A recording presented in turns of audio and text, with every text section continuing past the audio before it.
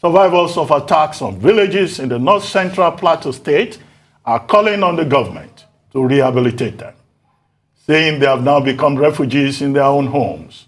Gunmen rampaged through 4 villages in the Kanam area, leaving more than 150 people killed. The Deputy Speaker of the Plateau State House of Assembly, Saleh Yipmon, has visited the area and is calling on security agencies to ensure that the killers are brought to justice. Meanwhile, there is a call for the release of a 10 billion naira rehabilitation fund for internally displaced people in Plateau State. Government has deployed security agencies. But first and foremost, we must as a people condemn this dastardly act and also pray to the families of those that lost their loved ones. Of course, as a people and as a government, we know that His Excellency Right Honorable Simon Bakola Long is not sleeping.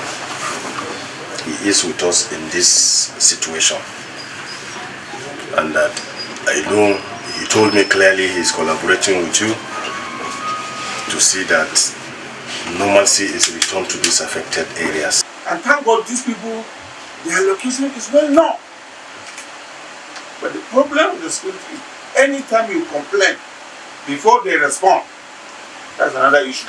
So they be waiting for direct and not bottlenecks of Nigeria.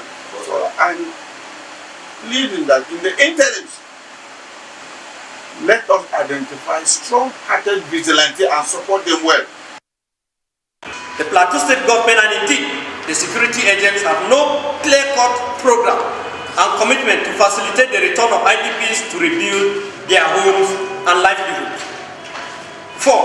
The non-implementation of anti-land grabbing law in Plateau State is presently aiding the territorial expansionist appetite of the Fulani invaders from within and beyond the state.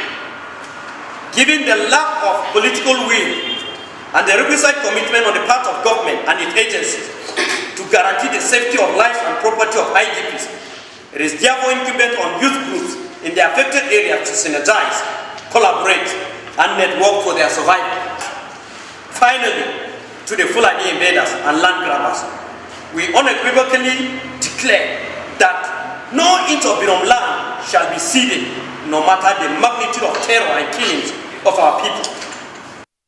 Let's cross over first to our correspondent, Mary Chinda, who is currently in Plateau State. Good morning, Mary.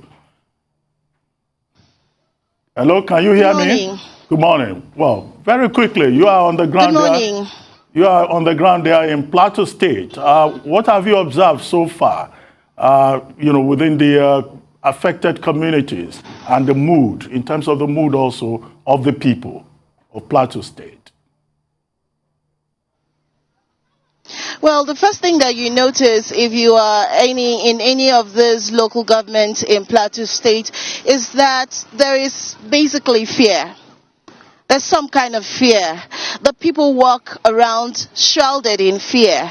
It's so obvious. It's so much so that people don't wake up here early in the mornings to go to open up their shops or to engage in any kind of commercial activity for the fear of being massacred, by these unknown gunmen or bandits, as you would speak. That's the first thing that you notice. Now, I've been able to speak with TV has tried to reach out to the local government chairman of this affected local government area, Kanam local government area. And from what we gather, as at Sunday, they were saying that about 80 bodies were found.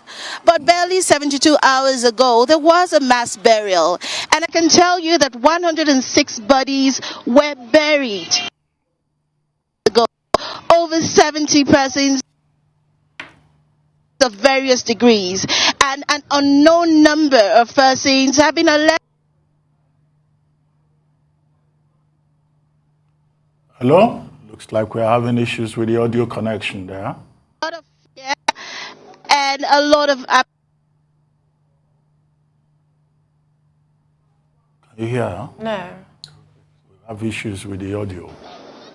Okay, so I was saying that in the said local government area, the Kanem local government area, we've been reliably informed that against the number 80 persons to have been killed, there was a mass burial that happened 72 hours ago, and we can authoritatively tell you that 106 persons were actually buried in that mass burial. Over 100 homes have been destroyed, and at least 70 persons sustaining several degrees of injuries. It's unknown the number of persons who have actually also been abducted right in that local government area. The mood as you travel through these local government areas is generally fear, it's generally apprehension. People don't wake up in the morning, with enthusiasm to engage in any commercial activities, opening their shops or going about their businesses as early as you would find in some other cities of Nigeria. It's basically a lot of fear for residents of these communities that have been affected. Wow, Mary, this is extremely distressing. And for about the people over there, when you're facing an existential issue like this, the last thing on your mind is trying to earn money. If you earn money, do you get to spend it? Will you live to spend it? But what are the updates that you might have heard?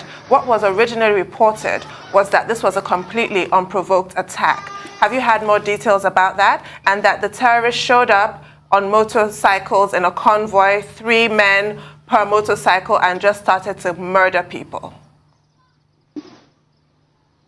Yes, I mean it was a gory Sunday afternoon, right at the 5 villages affected in Kanem local government areas. I mean, all of the reports that I've gotten has actually proved that there were quite a number, more than 50 of these bandits who actually arrived in motorcycles, each motorcycle carrying at least 3 persons, and then they just began to sporadically shoot in the air. Now I tell you, because Kanem local government area is somewhat of a farming community, so residents of this community had actually been going about their normal duties, some in the farms, on that fateful day, not knowing that they were going to be sent to their early graves on that fateful Sunday. The story is still the same. Nothing has changed.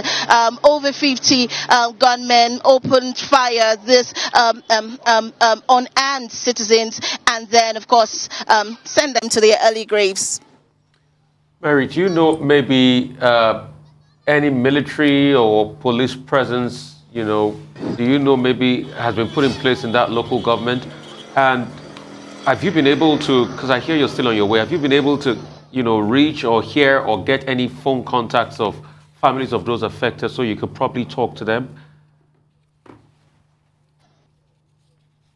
As soon as we get to any of the families, of course, I will be right back in your faces again. But the truth is, just as we were coming, we've been under the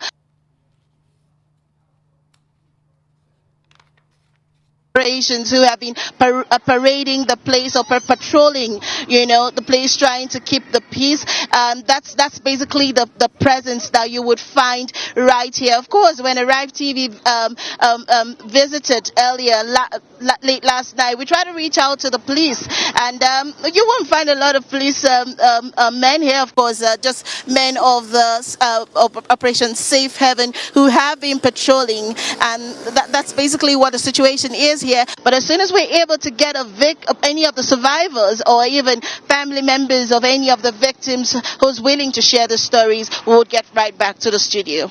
But do you have any information as to why the security agencies failed to respond quickly? Because around that Kanam and Wasa local government areas, we understand that Operation Safe Haven, has its presence there.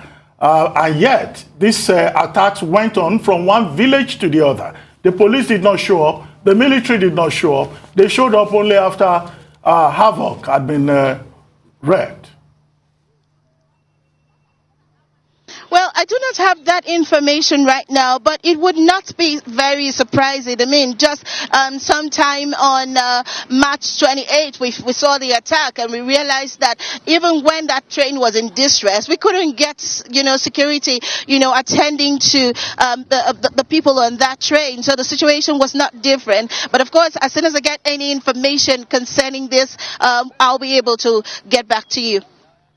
And can we just confirm that what we saw was just an attack on the villagers, an attack on their properties, but there were no abductions? Well, the information that we have is that there was actually an abduction, but we do not know the number of persons who were abducted. What we're very certain is that we have 106 killed who were buried alongside in that mass burial. Over 70 persons sustaining different degrees of injury. Well, thank you very much, Mary Chinda, for that brilliant report from Plateau State. And please keep safe. Please keep safe. That's more important.